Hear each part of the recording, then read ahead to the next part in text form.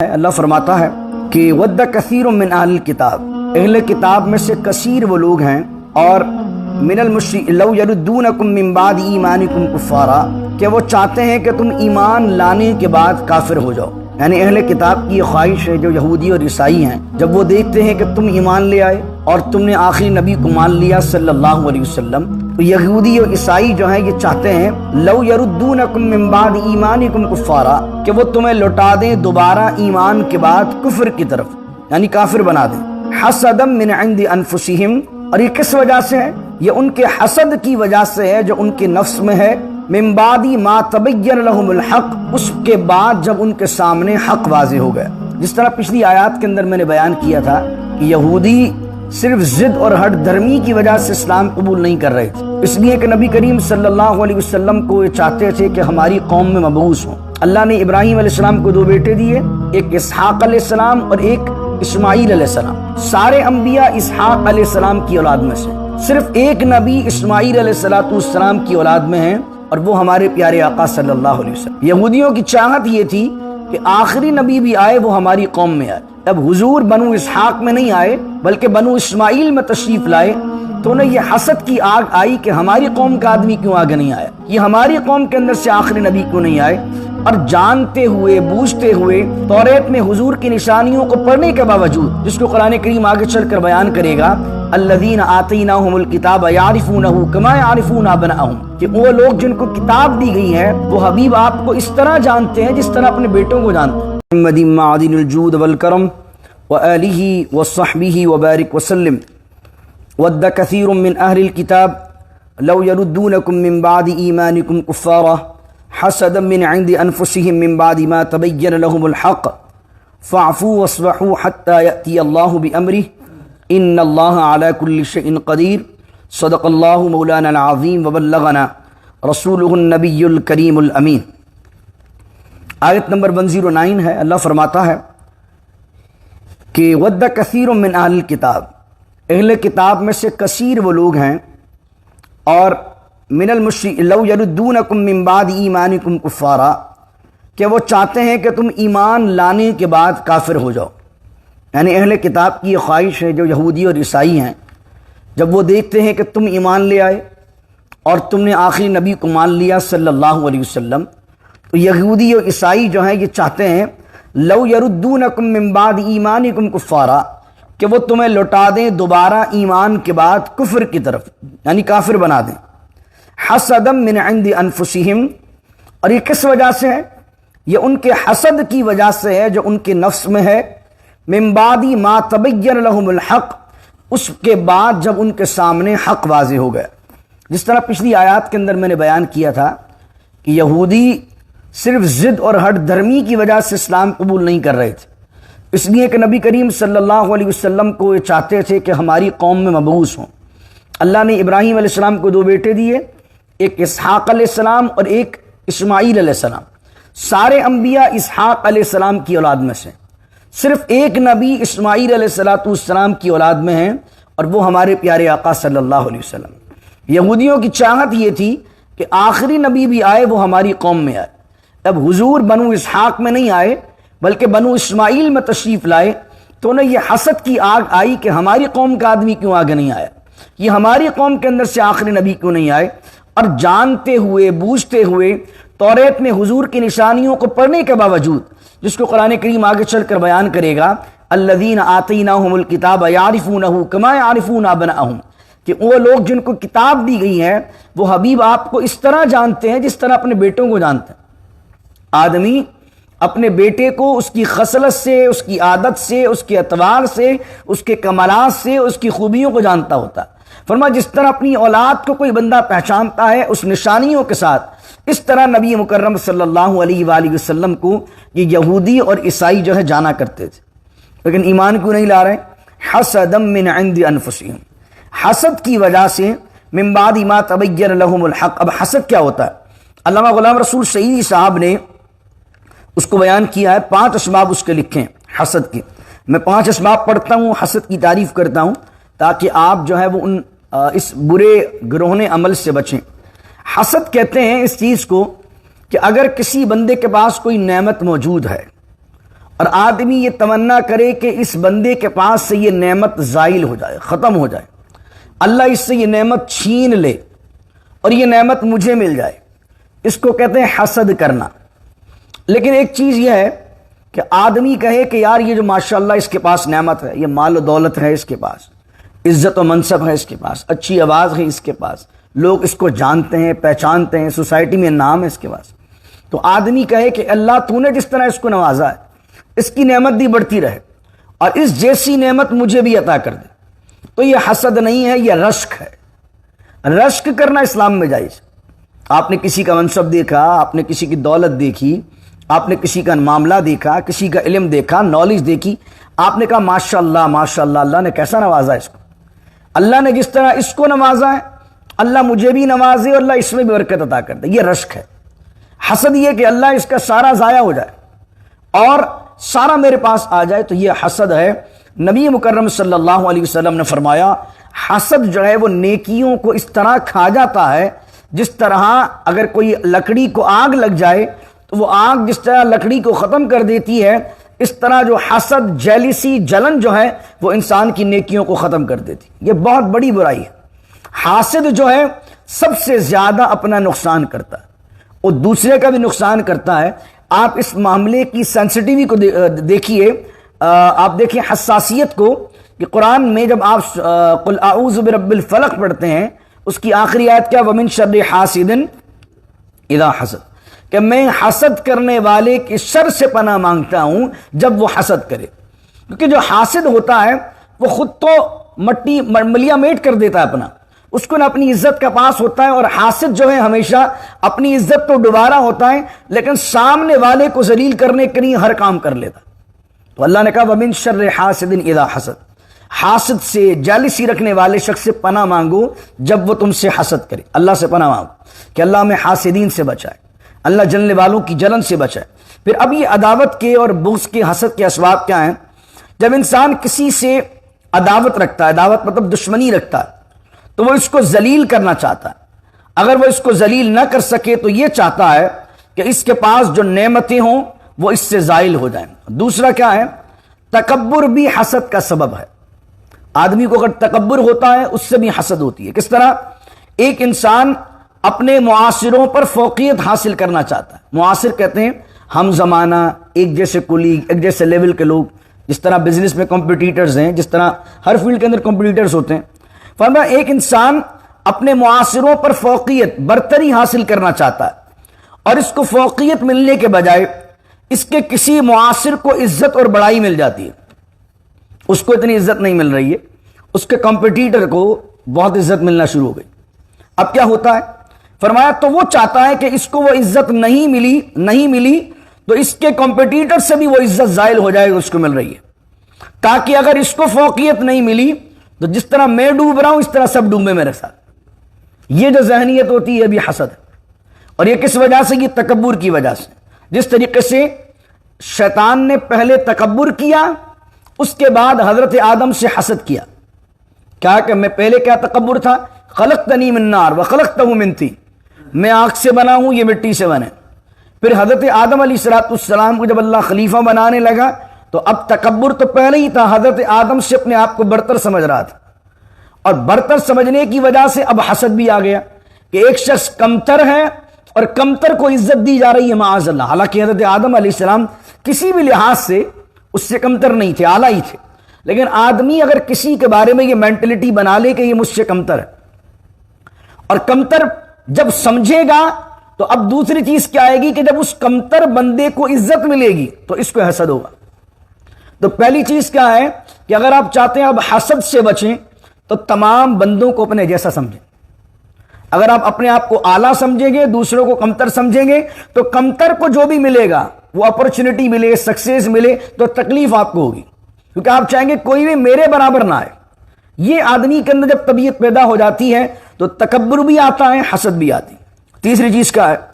لوگ کسی شخص کو کم درجہ خیال کرتے ہوں اور اچانک اس کو کوئی منصب مل جائے تو وہ اس سے حسد کرتے ہیں اور چاہتے ہیں کہ اس سے یہ منصب زائل ہو جائے۔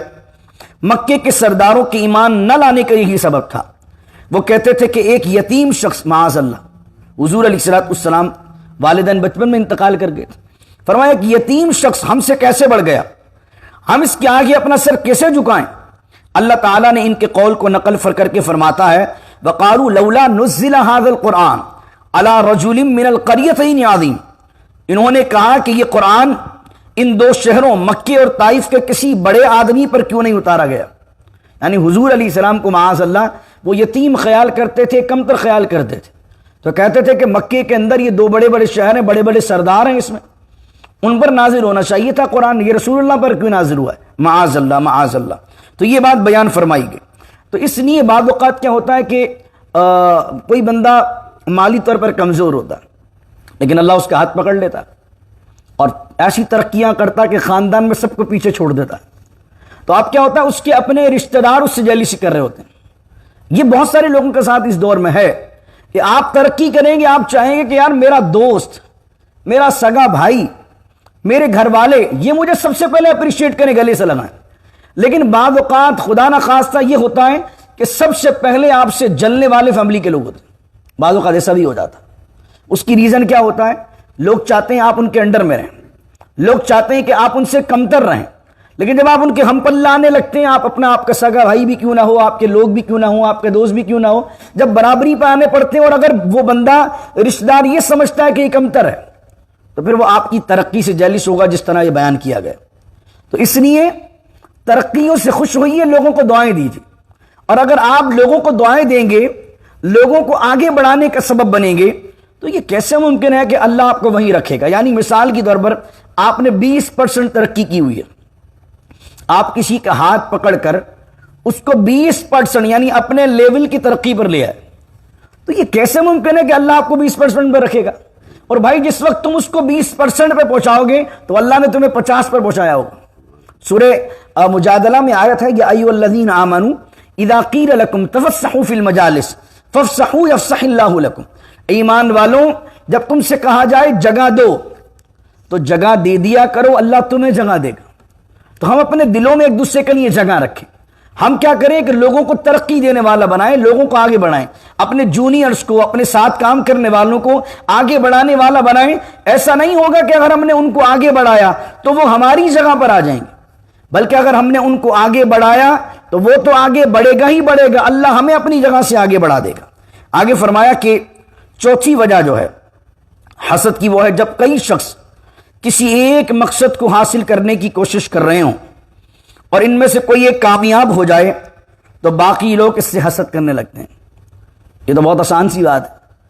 ایک کمپنی ہے, وہ ٹینڈر بانٹ رہی ہے, آپ سب نے اس کا ٹینڈر فارم بھر دیا ہے, 10 لوگوں نے بھرا ہے اور 10 کے 10 آپس میں دوست بھی ہیں. اب مل گئے ایک بندے کو تو 9 بندے کیا کریں گے, 9 بندے حسد کریں گے اسے, 9 بندے جلیں گے اس سے, وہ تمنا کریں گے یار یہ پہلا ٹینڈر اس کو ملانا, یہ ایسا کام اس کا خراب ہو کہ آئندہ اس کو ایک ٹینڈر نہ ملے. حالانکہ اللہ کی رضا پر راضی رہی.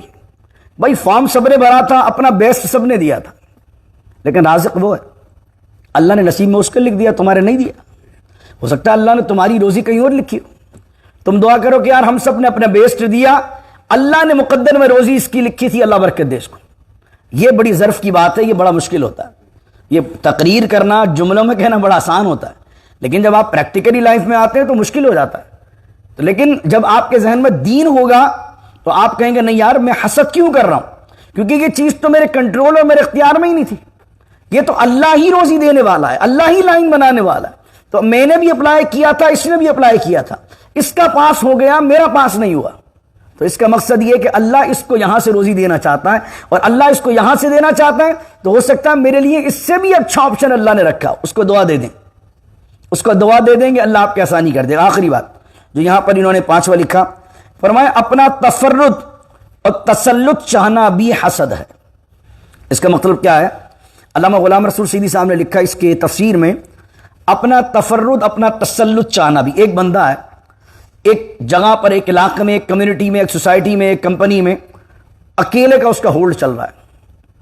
اب وہ کبھی بھی نہیں چاہے گا کہ اس اکیلے کا ہولڈ ختم ہو کے کچھ لوگ اس میں برابر میں شرکت ہو جائیں. یعنی وہ کبھی بھی نہیں چاہے گا کہ میں پہلے اکیلا تھا مالک, اب 4 میرے ساتھ اور بندے جڑ جائیں گے تو میرا تو جو ایک میری جو انفرادیت تھی, میرا جو تفرد تھا, میرا ایک اکیلا کا کمانڈ تھا, وہ ختم ہو رہا ہے.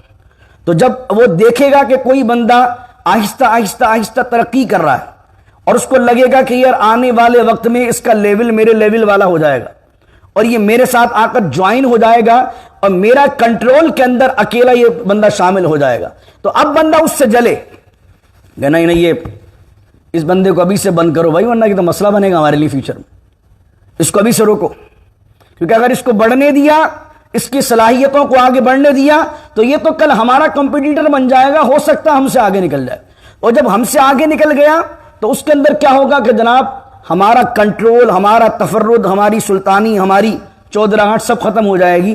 تو آدمی اپنا تفرد و تسلط چاہتا ہے، اور جب کوئی بندہ اچھا بھی کام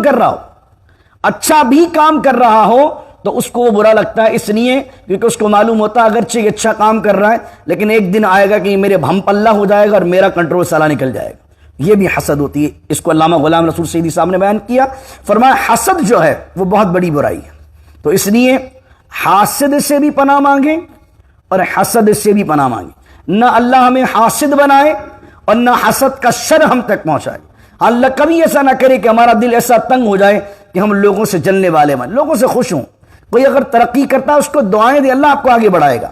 پھر آگے فرمایا حسدا من عند انفسهم من بعد ما تبين لهم الحق، اور ان کے پاس حسد ہے کہ حق ان پر واضح ہو گیا تو وہ چاہتے ہیں کہ تمہیں ایمان سے ہٹا کر کفر پر لے جائیں۔ تو اب اللہ کیا فرما رہے ہیں، ان کو ڈیل کیسے کرو۔ اب سوچیے مدنی زندگی ہے، مکہ مدینہ ابھی نئے نئے مسلمان پہنچے ہیں، تو اب مدنی زندگی میں سب سے بڑے مسلمانوں کے دشمن تو ہیں مشرکین مکہ۔ بدر کی جنگ ان سے ہونی ہے، احد کی جنگ ان سے ہونی ہے، تو اب ایک ساتھ سب سے لڑیں گے تو کیسے لڑیں گے؟ اب دیکھیں سب سے پہلے لڑنا کس سے؟ لڑنا ہے مسلمانوں کو سب سے پہلے بڑے دشمن سے۔ آپ سلیکٹ کر لیں کہ بھئی بڑے بڑے دشمن کون سے، پہلے اسٹریٹجی بنائیں ان سے لڑنے کی، اور اگر کوئی آستین کے سانپ ہیں ان کو ابھی درگزر کریں، پہلے لڑیں گے بڑے والوں سے، پھر جب کنٹرول آئے گا، پاور آئے گا، اس کے بعد دیکھیں گے آستین کے سانپوں کو۔ وہی بات قرآن نے بیان کی۔ اللہ کہتا ہے یہ جو کام کر رہے ہیں اہل کتاب، کیونکہ مکے کی زندگی میں اہل کتاب سے واسطہ نہیں تھا، مکے میں سارے مشرک تھے، مدینے آئے تو مدینے کے اندر جس طرح میں نے پہلے عرض کیا تھا مدینے میں 2 قبائل ہیں، 3 قبائل ہیں یہودیوں کے، اب ان سے ملنا جلنا، عیسائیوں سے واسطہ، نجران کے عیسائی آ رہے ہیں، سورہ آل عمران میں کل ہم نے پڑھا تھا نجران کے عیسائی بھی آ گئے، اب عیسائیوں سے مکالمہ ہے، یہودیوں سے مکالمہ ہے، یہودی بھی پیچھے لگے ہوئے ہیں، عیسائی بھی پیچھے لگے ہوئے ہیں، وہاں سے مشرکین مکہ بھی چالے چل رہے ہیں، اب بندہ کہاں جائے؟ تو اللہ کہتا ہے فاعفو واصفحوا، ابھی درگزر کرو۔ یہ جو لوگ ہیں اہل کتاب، یہ تمہارے ساتھ جو سازشیں کر رہے ہیں، فاعفو ابھی درگزر کرو، واصفحوا ابھی نظر انداز کرو، حتی یأتی اللہ بامری، یہاں تک کہ ان کے متعلق کوئی اللہ کا حکم تمہارے پاس آ جائے۔ یعنی پہلے مشرکین مکہ سے بدر کی جنگ ہوئی، احد کی جنگ ہوئی، مسلمان اس میں جیت گئے، اب اس کے بعد جب مسلمانوں کو کنٹرول مل گیا، مسلمانوں کو طاقت مل گئی، اللہ نے پھر حکم دیا حتی یأتی اللہ بامری، اب نکالو انہیں خیبر سے۔ پھر آپ دیکھتے ہیں خیبر کی جنگ ہوتی ہے، حضرت علی مرتضی شیر خدا رضی اللہ تعالیٰ عنہ کے بارے میں حضور فرماتے ہیں کل میں جھنڈا اس کے ہاتھ میں دوں گا جس کے ہاتھ میں اللہ نے فتح کو رکھا۔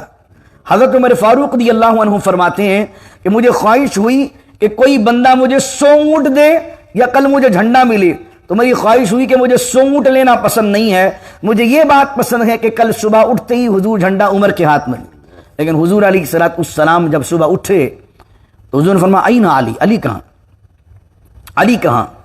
تو سرکار دو عالم علیہ السلام کی بارگاہ میں عرض کیا رسول اللہ، جناب علی مرتضیٰ کی آنکھوں میں آشوب چشم آیا ہوا ہے، یعنی آنکھیں دکھ رہی ہیں، پانی بہہ رہا ہے۔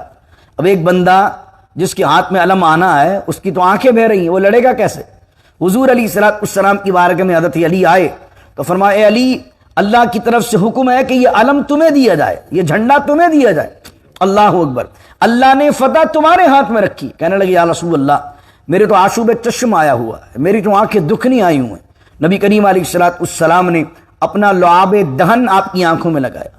حضرت علی مرتضیٰ شیر خدا رضی اللہ عنہ فرماتے ہیں حضور کا لعاب لگانا تھا، ایسا ہو گیا کہ جیسے آنکھوں میں درد ہی نہیں تھا۔ اور پھر حضرت علی مرتضیٰ شیر خدا رضی اللہ عنہ نے خیبر کو فتح کیا، اور وہ یہودیوں کی بستیاں جو وہاں آباد تھیں وہ لوگ پول ٹیکس دینے لگے۔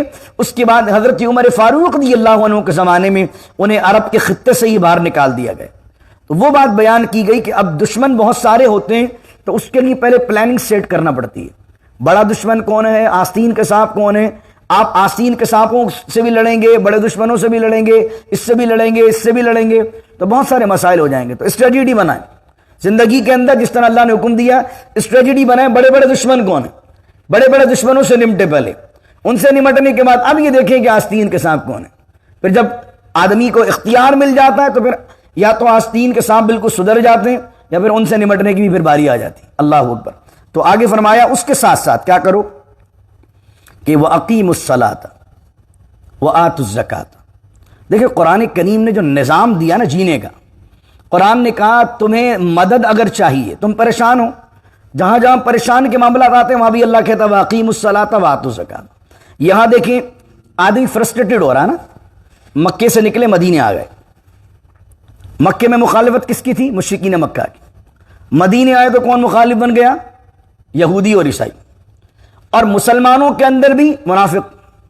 اب کتنے کتنے دشمن ہیں، تو آدمی بعض اوقات دل برداشتہ ہو جاتا ہے کہ یار وہاں بھی دشمن، یہاں بھی دشمن، یہ بھی دشمن، اپنے بھی دشمن، کہاں جائیں؟ تو اللہ پھر وہاں کیا کر رہا ہے؟ مدد کہاں سے ملے گی؟ فوراً دیکھیں اس کے بیان کے بعد پہلے کہا کہ ابھی درگزر کرو، اگنور کرو، لیکن اگنور کرنا اتنا آسان نہیں ہوتا نا۔ کہنا آدمی کے لیے ہوتا ہے یار اگنور کرو، لیکن جس پہ گزر رہی ہے وہ جانتا ہے کہ یار اگنور نہیں ہو سکتا۔ آپ کو نہیں معلوم، آپ میرے جوتے میں پیر ڈالو گے تو آپ کو پتہ چلے گا کہ کیا مسائل ہوتے ہیں، کیا پریشانیاں ہوتی ہیں۔ لیکن حل تو یہی ہوتا ہے بعض اوقات کہ آدمی بار بار سوچتا رہے گا تو فرسٹریٹڈ ہو جائے گا۔ حل کیا ہے؟ حل تو یہی ہے کہ اگنور کرو۔ لیکن اب اس اگنور کرنے میں یہ جو دل دکھ رہا ہے، اس کے اندر مدد کہاں سے ملے گی؟ تو آگے آیت میں کہا وَأَقِیمُوا الصَّلَاةَ، نماز قائم کرو، وَآتُوا الزَّکَاةَ، زکوٰۃ دو، یعنی کہ تم نماز پڑھو، اللہ کی مدد حاصل کرو۔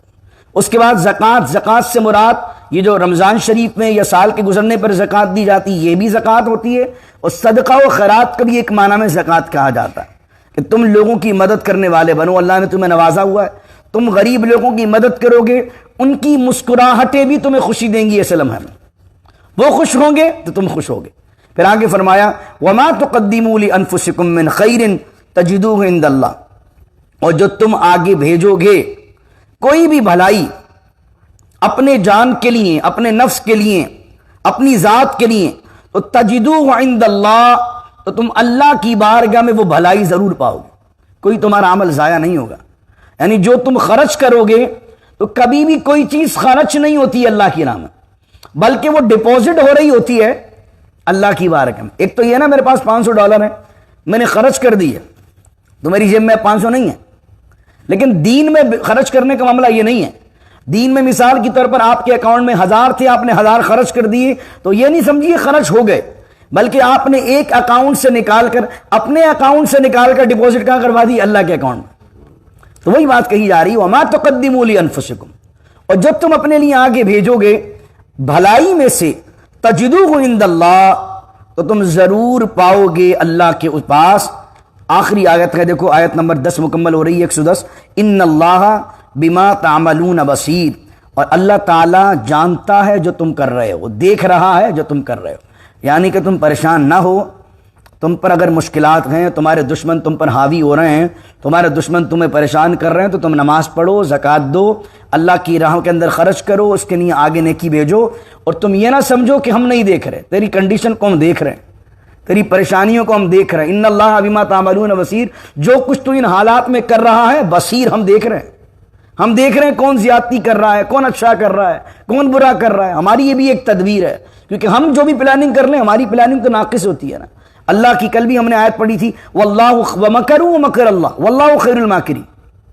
جب تیسرے پارے کا ثلاثہ ہم نے کیا تھا، چوتھی رکعت جب میں نے ختم کی ہے تو میں نے آخری آیت یہ پڑھی تھی کہ کافر بھی چالیں چلتے ہیں اور اللہ اپنی خفیہ تدبیر فرماتا ہے، واللہ خیر الماکرین، اور اللہ سب سے بہتر خفیہ تدبیر کرنے والا ہے۔ تو اگر لوگوں نے آپ کے لیے محاذ کھڑا کیا ہوا ہے، پریشانیاں کھڑی کی ہوئی ہیں، آپ کو گرانے کے لیے پلاننگ تیار کی ہوئی ہے، ایک ان کی تدبیر ہے، لیکن واللہ خیر الماکرین، اگر اللہ نے تمہارے لیے لکھا کہ وہ تمہیں بڑھائے گا، تمہیں ترقی دے گا، تمہیں عزت دے گا، تو اللہ بڑھانا چاہے تو کوئی گرا نہیں سکتا، اللہ گرانا چاہے تو کوئی بڑھا نہیں سکتا۔ یہ اللہ پر توکل رکھیے، ایسا توکل اللہ ہمیں نصیب کر دے، ایسا بھروسہ اللہ کی ذات پر ہمیں نصیب کر دے، اور اللہ تعالیٰ حاسدین کی حسد سے بچائے، دشمنوں کی دشمنی سے بچائے، جلنے والوں کی جلن سے بچائے، جادو ٹونے کالے علم کروانے والوں کے عملیات کے شر سے بچائے، اچھے لوگوں کا ساتھ، محبت کرنے والوں کا ہمیں ساتھ عطا فرمائے۔ بسم اللہ الرحمن الرحیم، الحمدللہ رب العالمین والصلاة والسلام علی اشرف الانبیاء والمرسلین،